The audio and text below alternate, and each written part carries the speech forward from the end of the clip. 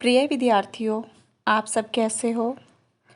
आज हम कक्षा 7वीं में बाल महाभारत कथा में पाठ 8 द्रोणाचार्य करेंगे। इस पाठ में बताया गया है कि जो द्रोणाचार्य थे वे हस्तिनापुर क्यों आए थे और किस प्रकार से वो कौरव और पांडवों के गुरु बने थे। तो अब हम जो द्रोणाचार्य पाठ है इसको विस्तार से पढ़ेंगे। आचार्य द्रोण महर्षि भारद्वाज के पुत्र थे। पंचाल नरेश का पुत्र द्रुपद भी द्रोण के साथ ही भारद्वाज आश्रम में शिक्षा पा रहा था। दोनों में गहरी मित्रता थी। कभी कभी राजकुमार द्रुपद उत्साह में आकर द्रोण से यहाँ तक कह देता था कि पंचाल देश का राजा बन जाने पर मैं आधा राज्य तुम्हें दे दूंगा। शिक्षा समाप्त होने पर द्रोणाचार्य ने कृपाचार्य की बहन से ब्याह कर लिया। उससे उनके एक पुत्र हुआ जिसका नाम उन्होंने अश्वत्थामा रखा। द्रोण अपनी पत्नी और पुत्र को बड़ा प्रेम करते थे। द्रोण बड़े गरीब थे। वह चाहते थे कि धन प्राप्त किया जाए और अपनी पत्नी व पुत्र के साथ सुख से रहा जाए। उन्हें खबर लगी कि परशुराम अपनी सारी संपत्ति गरीब ब्राह्मणों को बांट रहे हैं, तो भागे भागे उनके पास गए। लेकिन उनके पहुंचने तक परशुराम अपनी सारी संपत्ति वितरित कर चुके थे। वितरित का अर्थ है बांट चुके थे और वन गमन की तैयारी कर रहे थे। द्रोण को देखकर वह बोले, ब्राह्मण श्रेष्ठ, आपका स्वागत है, पर मेरे पास जो कुछ था मैं बांट चुका हूँ। अब यह मेरा शरीर और धनु विद्या ही है। बताइए मैं आपके लिए क्या करूँ। तब द्रोण ने उनसे सारे अस्त्रों के प्रयोग तथा रहस्य सिखाने की प्रार्थना की। परशुराम ने यह प्रार्थना स्वीकार कर ली और द्रोण को धनु विद्या की पूरी शिक्षा दे दी। कुछ समय बाद राजकुमार द्रुपद के पिता का देहावसान हो गया और द्रुपद राजगद्दी पर बैठा।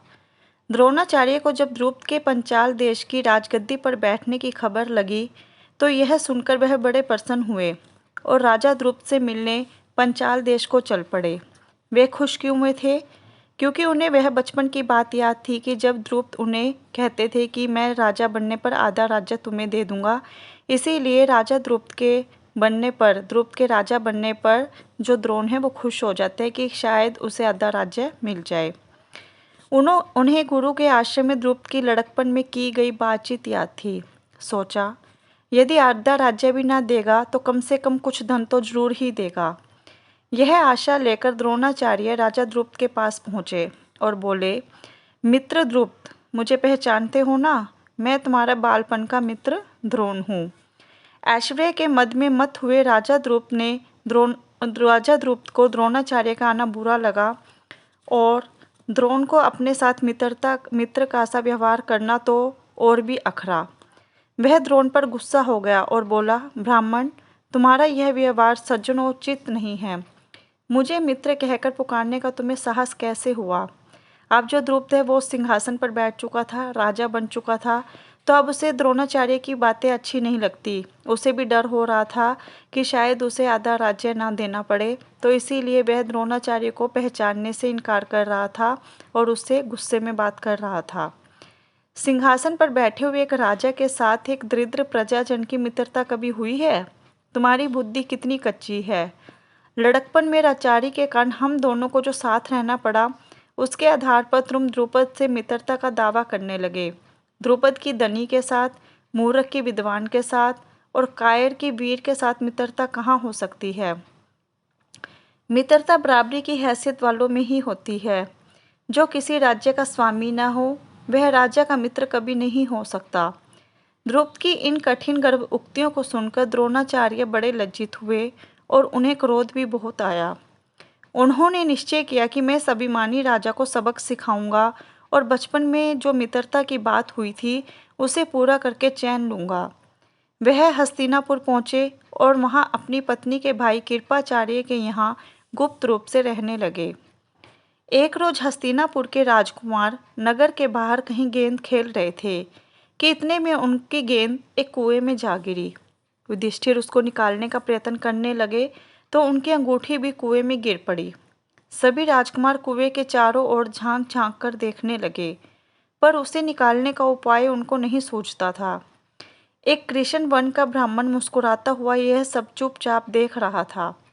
राजकुमारों को उसको पता नहीं था। राजकुमारों को अचरज में डालते हुए वह बोला, राजकुमारों बोलो, मैं गेंद निकाल दूं तो तुम मुझे क्या दोगे? ब्राह्मण श्रेष्ठ, आप गेंद निकाल देंगे तो कृपाचार्य के घर आपकी बढ़िया दावत करेंगे। युधिष्ठिर ने हंसते हुए कहा। तब द्रोणाचार्य ने पास में पड़ी हुई सीख उठा ली और उसे पानी में फेंका। सीख गेंद को ऐसे जाकर लगी जैसे तीर, और फिर इस तरह लगातार कई सीखें वे कुएं में डालते गए। सीखें एक दूसरे के सिरे से चिपकती गई।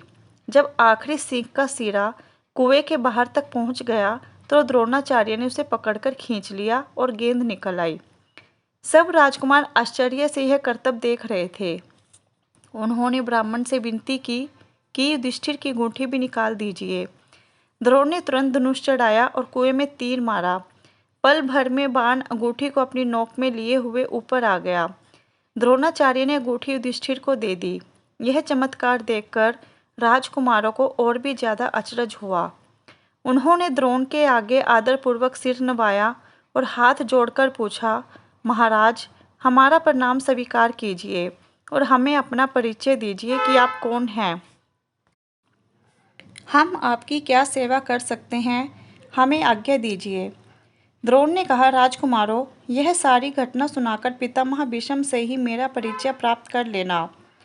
राजकुमारों ने जाकर पितामह भीष्म को सारी बात सुनाई तो भीष्म ताड़ गए। ताड़ने का मतलब होता है जान गए कि हो ना हो वे सुप्रसिद्ध आचार्य द्रोण ही होंगे। यह सोचकर उन्होंने निश्चय कर लिया कि अब से राजकुमारों की अस्त्र शिक्षा द्रोणाचार्य के ही हाथों पूरी कराई जाए।